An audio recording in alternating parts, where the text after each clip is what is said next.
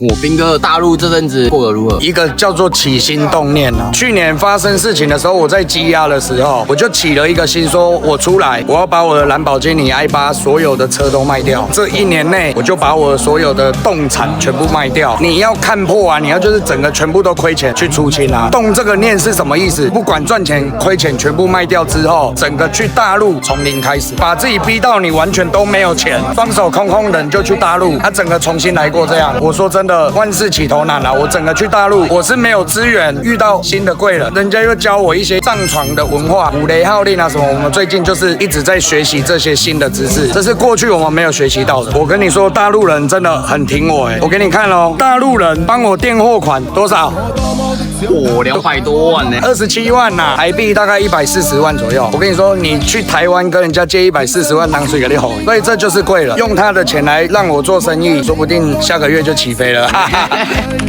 就算在寂寞夢內超出